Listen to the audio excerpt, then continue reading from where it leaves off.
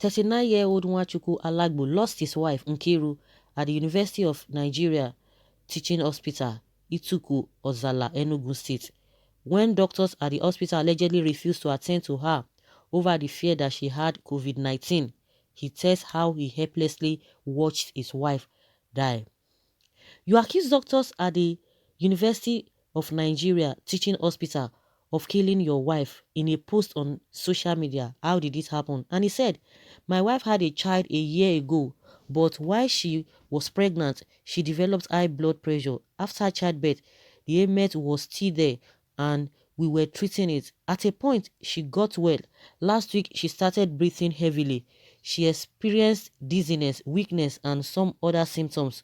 So we sought the opinion of another doctor who is a relation, and he advised us to go for a comprehensive health check to ascertain what was really wrong with her, because she had malaria and typhoid some days earlier and was treated. Initially, we thought that the symptoms she had were connected to typhoid fever. The doctor directed us to a clinic which he described as one of the best in the southeast. We went there and did all the tests, which included CRS, electrocardiogram or ECG, and X-ray as he advised. So afterwards, an old medical doctor told us that he didn't see anything wrong in the scan other than the cardiovascular disease, high blood pressure. He advised us to seek the best person to treat it so that we would effectively deal with the problem. He said as a young couple, we shouldn't be dealing with a cardiovascular disease. So what did you do about his advice? And he said, he directed me to a cardiologist in Enugu. When I called him, he said he was engaged on a consultancy basis at a private hospital. We went there, but there were so many patients waiting to see him. By the following morning, my wife's condition was getting more serious. We went to the private hospital, but after she was examined, she was referred to another hospital. Unfortunately, when we got to the hospital, its management said it had been booked up and there was no bed space, more because of the social distancing directive occasioned by the COVID-19 pandemic. From there, they referred us to Enugu State Teaching Hospital, Park Lane. When we got there, we met a sorry sight. I must tell you, there was no trolley or wheelchair to take my wife to the emergency hall, and my wife was losing strength by the minute. The emergency hall was filled up and some people lay on the floor. I was still asking myself, is this how I will leave my wife here? When a nurse came out and said there was no space as the emergency hall was filled up and that they could not attend to her. What other option did you have? And he said, I called the doctor, cardiologist, and he asked us to come back. He gave us a referral note to the University of Nigeria Teaching Hospital, Enugu. When we got there, we met two doctors and some nurses at the emergency unit. I gave them the referral notes and other reading and I gave them the referral notes, and after reading it behind their desk, they did not even leave where they were. They said that what the doctor wrote were symptoms of COVID-19, and because of that, they could not attend to her. I told the doctor that I had a test results and that it was a cardiovascular disease. My wife was losing strength by the minute. I pleaded with them to attend to her and that the doctor that referred us there would come later. The doctor had told me that he had patients to attend to where he was engaged on a consultancy basis and that they could commence treatment of my wife. The cardiologist is working with the UNCH but is engaged on a consultancy basis with some other hospitals. When I mentioned his name, the doctor on duty at the emergency unit said he knew him, but that they would call the COVID-19 task force to check my wife to determine if she had COVID-19 before they would start treatment. I said, sir, see her test results here. It is just high BP that she had and she needs some attention. oxygen, and so on, so that she could resuscitate, resuscitate her. And my wife will be okay before the cardiologist gets here. I called the cardiologist and asked him to talk to them. The doctor called them, but they refused to pick up the call. The doctor called me and said I should give the phone to them, but they said they would not speak to him. Who? I started begging him to attend to my wife, that she was dying. At that moment, the doctor said I was harassing him and that he would quarantine her and let whatever would happen to happen. I asked him if he was a doctor or a policeman. I said, you swore an oath to do this job diligently and save lives. Is that what you are doing now? You are supposed to have compassion on this job. A woman with 4 kids is lying in a car and you are here saying this. He said he could not go against the guidelines put in place by the management, and that was final. There was a female doctor with him. I sought the attention of the female doctor. I said, you are a mother. Can you just attend to this woman? Even if it is only to see her in the car. She is lying in the car, helpless. She's breathing but very weak. Please come and attend to her. The woman said, if I were her brother, would I tell her to attend to the woman and die? I said, for real? And you are a doctor? All this was going on while we were waiting for the COVID-19 task force to come and ascertain if it was the disease or not. Meanwhile, by then, 1 hour had gone. It was getting to 2 hours. I asked the doctor, where are the people you said were coming? Don't they have an address?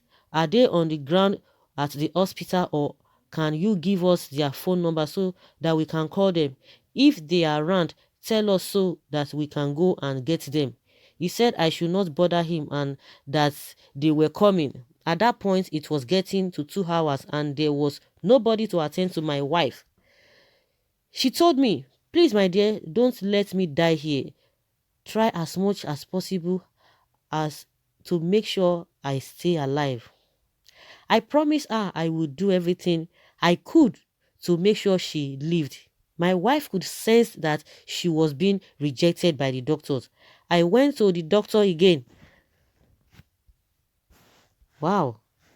I went to the doctor again. But the man refused to attend to her despite all the pleas from the women that went with us because the doctor's wife was there. So which doctor? The doctor who had sent us to a private hospital to do a comprehensive health check. She called her husband and she requested for a number of the doctor on the ground, but they refused to give her the number. He called his wife and told her to give the doctor the phone. He took the phone and started shouting at the doctor that he was harassing him.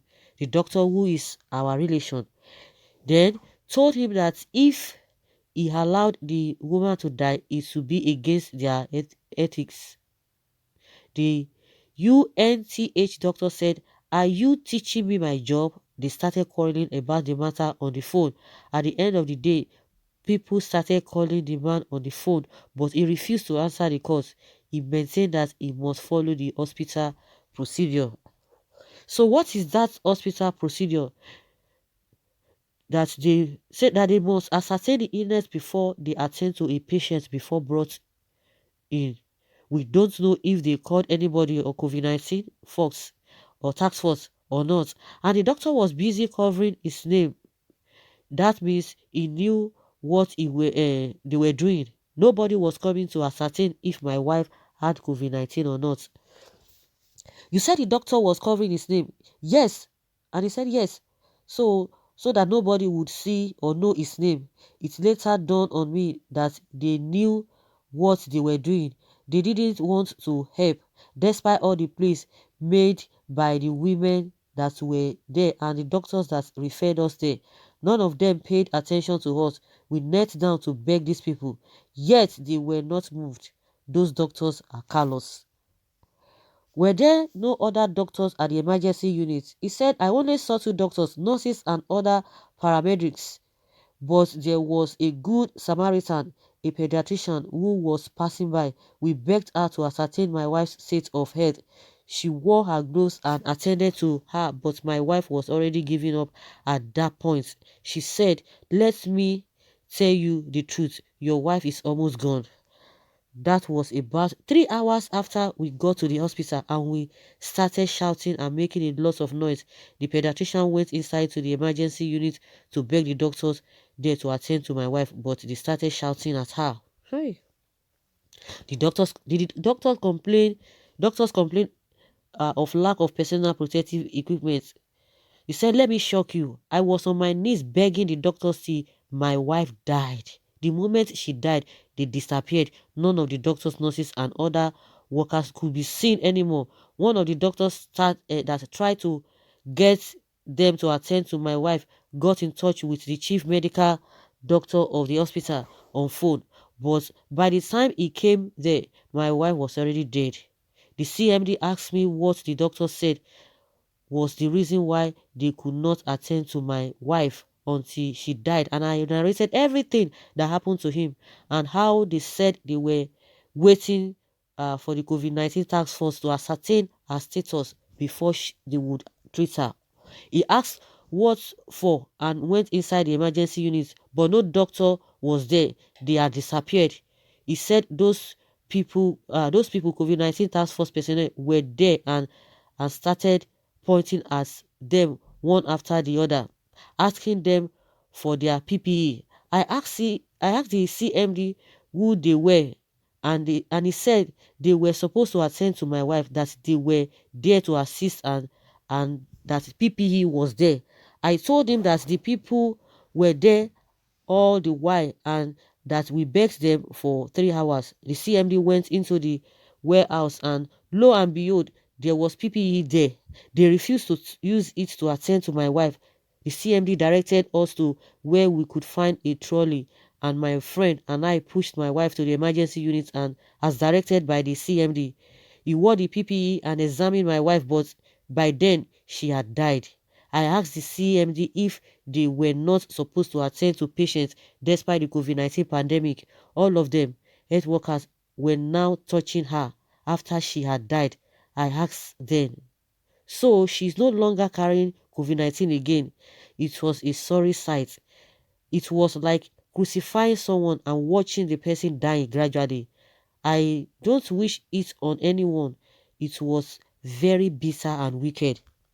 Did you think that your wife had traveled abroad recently and could have contracted COVID-19? He said, "For 4 months, my wife had not gone outside Enugu, and for 8 months, she had not traveled outside the southeast. Just a week earlier, she started breathing heavily and was weak. We initially thought she was still recovering from the malaria and typhoid that she had just been treated." Hmm. "How many children do you have?" He said, "Four children, three girls and a boy. The eldest one is 11-year-old, the second one is 9, and the third child is 3 years old, and our last child is a year and 2 months old. How do you feel about losing her? She was everything to me. She was my best friend. We started our relationship when we were in school and later got married. We would have celebrated our 12th wedding anniversary on May 17, 2020. She was my best friend. She was very dear to me. What do you remember about her? And again, why will you take a legal action against the hospital and the doctors? I can't say for now. Let nature take its course. For now, I am taking my time to mourn my wife. Every other thing we follow after that. This is serious. This is really serious. This is really serious. Then why did you post it on social media? He said, "Even if I'm giving 100 million naira, it cannot bring her back. But I want these people, health workers, to know that they are dealing with human beings and not animals. Nothing will bring my wife back.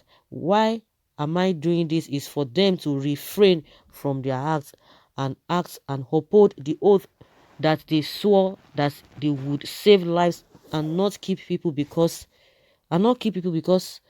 my experience with the doctors was hell." So guys, you've heard it all. You've heard it all. You see what is happening. You've heard it all. There's nothing more that one could say. I just could not even hold myself. Someone says so sad. But we have to realize that before the advent of COVID-19 hospital are neglected, since our corrupt rich people abroad for go for ordinary headache and fever. That is not even the issue. And someone says that's a pregnancy induced BP is a serious issue after affecting some women today. So it's not even by that. But what of that about the CMD that he talked about that attended to the woman when the woman was already dead? But those people now came, they could not touch her, but at the end of the day, they came to touch her. So what has that got to do with people traveling abroad? It's just unfortunate. So guys, let us hear your opinion concerning this. This story is so pathetic. Thank you very much for listening.